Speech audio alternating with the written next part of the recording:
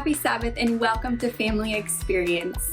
If it's your first time joining us either online or live, we want to extend a special welcome to you and your family. Our focus in Family Experience is to co-disciple with you and your family to show and teach our children the love and grace of Jesus Christ. What better way to prepare our hearts and our minds for the kingdom than as a family? One of our goals as parents is to see our children develop God-centered decision-making skills.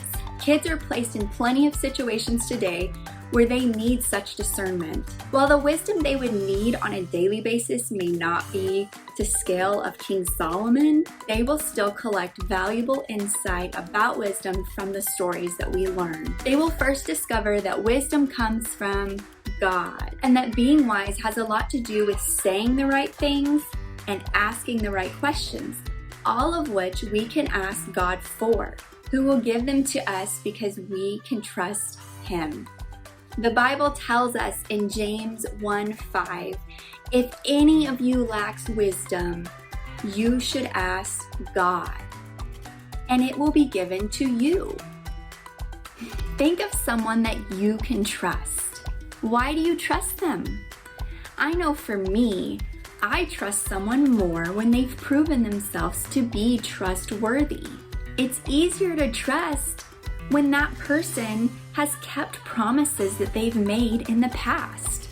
You know, God always keeps His promises. There's a story in 1 Kings 8:1-12, where God kept His promise to King Solomon. Hey kids, do you like building stuff? What do you use to build your creations? Legos? Blocks? A fort made out of pillows? Well, today we're going to talk about a guy who trusted God to help him build something really awesome. There once was a king named David. His people, the Israelites, were special to God. So God came up with a way for them to spend more time together. God gave them something called the Ark of the Covenant, a golden chest that held the 10 Commandments and was a symbol of God's presence. But then something bad happened. Army came and stole the Ark of the Covenant. This made King David so sad, but God helped him come up with a plan to get it back. David and his army rescued the Ark from enemy hands, and the people danced and sang with joy. Years later, God told King David that someday, David's son Solomon would do even more to protect the Ark of the Covenant. Solomon, God said, would build a big, beautiful building called a temple to protect it. When David was an old man, he had logs and iron brought to Jerusalem, so Solomon would have everything he needed to build the temple someday. For 7 years, Solomon worked at building the temple. When the temple was finally completed, it was beautiful. Solomon had the Ark of the Covenant placed inside by the priests. Once it was in place, a bright cloud appeared and God's presence filled the temple. Everyone there saw what had happened, and Solomon bowed down to pray, thanking God for keeping this great promise. Then the people had a big celebration for what had happened. David and Solomon trusted God because they knew what we know. God can be trusted. So David wanted to build a temple for God, but God told David that one of his sons would be the one to do it. And even though much time had passed since God made His promise to David, God still kept His promise.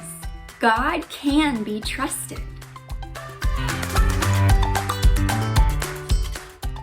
Families, what are some promises that you've made each other?